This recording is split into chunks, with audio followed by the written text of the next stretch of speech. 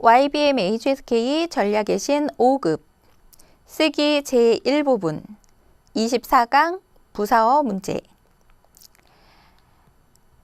네, 여러분. 21강에서 23강까지는 문장의 기본 문형과 그리고 동사 수러, 형용사 수러에 대해서 정리를 해봤죠. 기본 구조예요. 주어, 수러, 목적어. 24강서부터는 이제 수식어를 정리할 차례인데요. 중국어에서 수식어는 크게 두 가지가 있죠. 지금 부사어. 부사어는 주어와 수러 사이에 쓰는 낱말을 부사어라고 하죠. 제가 한번 써볼게요. 주어와 수러가 있을 때 그 사이에 쓰는 것을 다 부사어라고 하죠. 그러면 부사어에는, 이 부사어 자리에는 뭐가 올 수 있냐면 첫 번째 부사. 부사는 단어죠. 이 부사어 자리에 올 수 있는. 그 다음에 전치사구. 부사와 전치사구가 아닌 예를 들어 동사, 형용사, 명사와 같은 어떤 단어가 있을 때 그 뒤에 떠자를 붙이면 부사어 자리에 쓸 수가 있겠죠. 예, 부사어는 이렇게 크게 세 가지로 나뉩니다. 중국어에서는 수식어로 부사어가 있고요. 그 다음에 명사 앞에서 이음절 이상일 때 수식을 해주는 관용어가 있겠죠. 그래서 24강에서는 부사어를 정리를 하고 25강에서는 관용어를 정리해 드리겠습니다. 네. 그런데 이 수식 성분은 따로 떼서 나오는 게 아니라 주어, 서술어, 기본 문형에 같이 섞여서 나오잖아요. 모든 유형의 문제랑 중복 출제돼서 나오니까 상당히 중요한 거죠. 네. 단어 한번 보겠습니다. 이미 벌써 뭐뭐 했다. 부사죠. 두 글자로는요. 이징. 이미 벌써 뭐뭐 했다라는 부사는 완료를 나타내기 때문에 보통 러자를 같이 쓰는데요. 습관적으로 러자는 문장 맨 끝에 같이 씁니다. 손님, 커런. 이 손님이라는 단어 동의어 다 알아두셔야 해요. 잘 나오죠? 꾸커.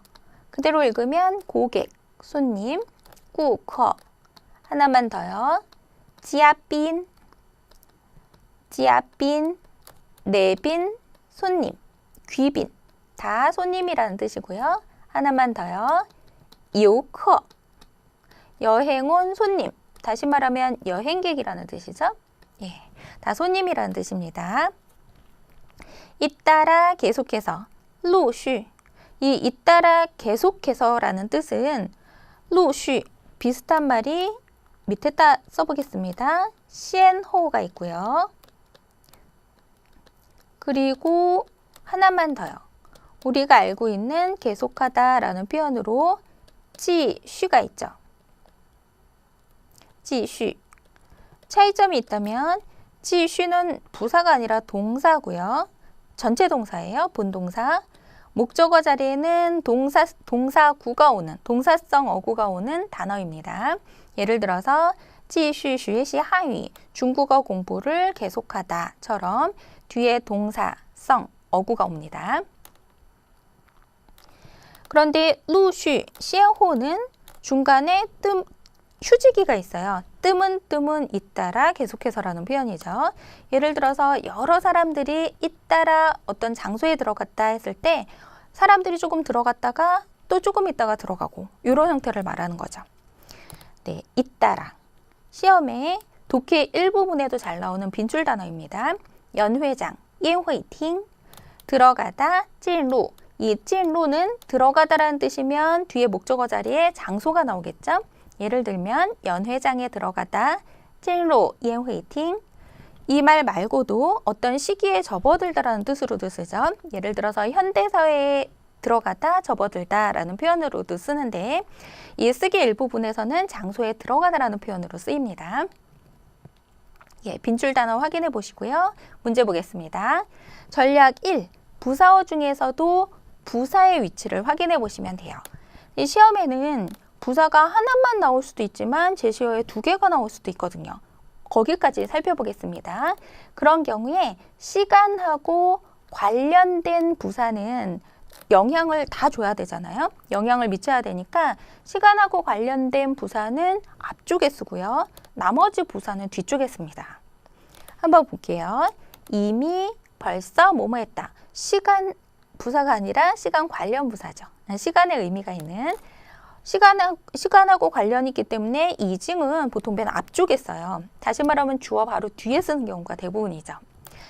커런 명사 손님, 루슈 부사 잇따라 계속해서 그 다음에 고정 형식이네요. 연회장에 들어가다 찐로 예회팅 서술어를 찾아보겠습니다. 서술어는 동사 찐로 목적어는 예회팅 연회장에 들어갔다. 누가요? 사람이 커런 주어가 되겠네요. 주어, 동사, 목적어 기본문형을 만들어줬고요. 나머지 단어가 부사가 2개가 나왔는데 시간하고 관련된 부사는 앞쪽에, 나머지 부사는 뒤쪽에 씁니다. 정답, 커런 이, 루슈, 찐로 예회팅 손님들은 이미 잇따라 연회장으로 들어갔다. 예, 부사의 위치는 수로 앞인데 만약에 부사가 2개가 나왔을 경우에 시간하고 관련된 부사는 앞쪽에 씁니다. 네, 고득점을 위한 팁 한번 볼까요? 그러면 시간하고 관련된 부사, 시험에 잘 나오는 부사 한번 체크하고 넘어가겠습니다. 이미 완료를 나타내는 이미 뭐뭐 했다, 이징. 예. 그 다음에 이전에 뭐뭐 한 적이 있다라는 과거의 경험을 나타내는 부사, 정징. 현재 진행, 상태의 지속, 정짜이. 이 정짜이는 한 글자씩 써도 됩니다. 정 혹은 짜이. 예문 한번 볼까요? 2번째 예문에서 짜이, 주지엔, 지엔칭, 점차 줄어들고 있는 중이다, 줄어들고 있다. 현재 진행, 상태의 지속을 나타내겠죠. 이런 경우에 여기서 짜이는 부사가 됩니다. 정짜이의 짜이가 되겠죠. 시간의 의미가 강하기 때문에 앞쪽, 점차, 차츰차츰, 만말의 어감이 있죠. 다른 부사는 뒤쪽. 여기서 짜이는 우리가 참고로 전치사로도 쓸 수 있잖아요. 전치사로 쓰는 경우에 뒤에 명사 형태는 시간이나 장소가 나와서 이 시간에 혹은 이 장소에서 서술어하다라는 표현이죠. 전치사일 때는 뒤에 단어가 있어야 합니다.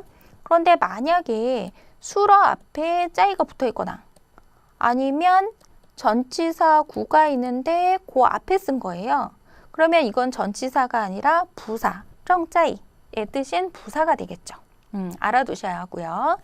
그 다음에 시간 관련 부사, 곧 이렇게 할 것이다. 곧 이렇게 된다라는 표현인데요.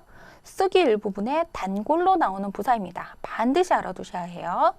이 찌양도 마찬가지로 시간의 개념이 강하기 때문에 주어 바로 뒤에, 그러니까 다시 말하면 부사어 자리에서 맨 앞쪽에 쓰는 거죠. 확인해 주세요. 전략 1의 적용 문제 단어 보겠습니다. 전도, 장래성. 그러면 장래성이 있다. 요, 투시. 고정 형식이고요. 건딩, 틀림없이, 반드시, 확실히. 부사니까 부사로 쓰이면 수로 앞에 씁니다. 2등의 어감이죠. 그런데 쓰기 일부분에서 혹은 독해 일부분에서는 주로 부사로 나오는데요. 참고로 이 건딩은 형용사 수로로도 쓸 수 있습니다. 예를 들어서 헌 건딩, 非常 건딩 이라고 쓸 때는 이제 듣기 부분에 A, B, C, D 선택항에 이렇게 나오는 경우가 있어요.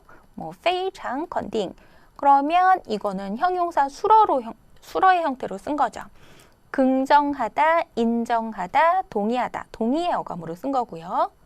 만약에 동사 뒤쪽에서 더, 따오, 건딩이라고 썼을 때는 건딩은 명사로 긍정, 인정이라는 뜻이에요. 인정을 받다. 그렇지만 우리 쓰기 일부분에서는 주로 부사로 나오기 때문에 부사로 적어드렸습니다. 지앙라이 그대로 읽으면 장래, 미래. 시간하고 관련된 명사입니다. 시간사죠. 그러면 이 시간 명사, 시간사 하나의 시점을 말하는데요. 지앙라이, 웨이라이 하나의 시점을 말해요. 그 다음에 주어티엔 어제, 찐티엔 오늘, 최근, 최진. 이런 시간, 시점을 나타내는 시간사는 부사어에 속해요. 그런데 주어와 같이 맨 앞쪽에 씁니다. 주어 앞에도 되고 뒤에도 돼요. 주어 티엔워라고 써도 되고 주어 티엔이라고 써도 됩니다. 시간사의 위치 주어랑 같이 맨 앞에 쓴다. 알아두셔야 해요.